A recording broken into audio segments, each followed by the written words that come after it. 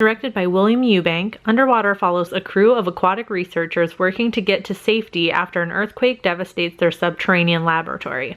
But the crew has more than the ocean seabed to fear.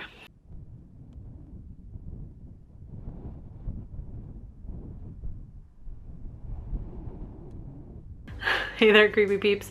Welcome to my channel. If you are new here, welcome back. If you are returning, I'm holding the camera in my hand, so that must mean it's time for another Come With Me review. This time, as you would already know from the title and the opening of this, we're gonna go see Underwater. I am moderately excited to go see this, maybe just like slightly more than I normally am when I go in neutral. It does look like more of an action movie than it does a horror, or like an action horror. You know what I mean. And I've seen one trailer once and it looked pretty good. It looked exciting, especially after having read Into the Drowning Deep. I feel like I'm a little bit more excited to go see it now because of that. Let's just get all of like my anxieties and fear of the sea out in one go, you know? Don't know how accurate this is, and I'm not gonna know until after I go see the movie. I heard the more recent trailer is a little bit more spoilery. It gives away whatever it is they find under the seabed or at the bottom of the ocean. I'm kind of glad I didn't see that. I don't remember. It's been at least a month, if not more, since I've seen the first trailer, so I don't remember if they showed anything in that one. If I don't remember it, they must not have. I can't dislike it more than The Grudge. Please, please. It's just gotta be a little bit better than The Grudge. That's all I'm asking. All right, so without further ado, let's go see Underwater. 2 hours later.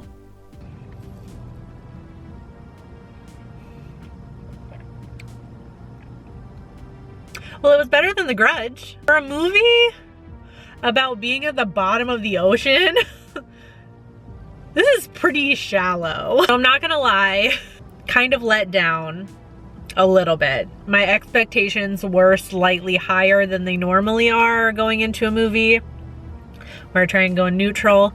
So I was let down an eensy bit. Let's start with the likes. It felt very, it almost feels like kind of like a sister movie to like Alien, you know what I mean?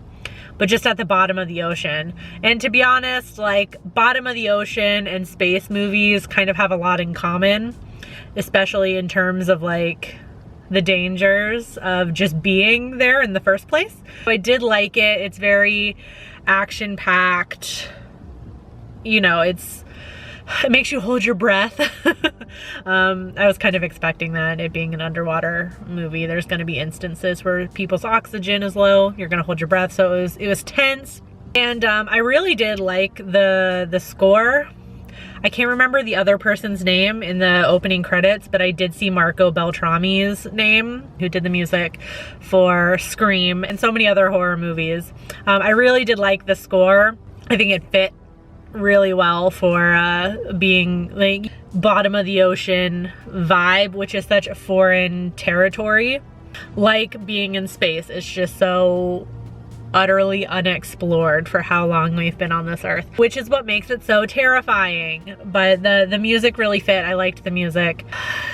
What we didn't like, any one of you who have been on this channel for a while know I prefer a character-driven story. I like a character to latch onto. I like to see a character go through some sort of transformation, you know, a character arc. Yeah, that doesn't happen here, I'm sorry to say. I don't think it's too much of a spoiler to say the movie gets right into it. There's like zero like introduction to the characters at all. When you get introduced to the characters, shit's already happening, okay? So you get no sense of these characters in their normal day-to-day working on this drilling rig at the bottom of the ocean. And it's not like, I'm not asking for like 30 minutes of character development. I'm just asking for like, I don't know, just like throw me a bone. Give me like 8 minutes. I'm gonna be honest with you, I don't remember like any of their names. I remember Nora, who is Kristen Stewart's character, and I remember Cap, because he's the captain. That's it. Just came out of the movie and I can't tell you anybody else's name, like their character names in the movie. That's how it's like, because when like when you meet them, shit's already happening. Everyone's panicked. Everyone's that's what I mean when I say this movie is shallow. It's just all plot driven. You just have these characters and the plot is just kind of happening to them. I don't know, like I said, I didn't feel anything for the characters. I didn't care what happened to them. You kind of learn about, it's like one of those situations where you know nothing about the characters that die first. So honestly, you don't care about them. And you kind of learn a little bit about the rest of the characters along the way, but it wasn't enough for me to keep me invested. I wanted more.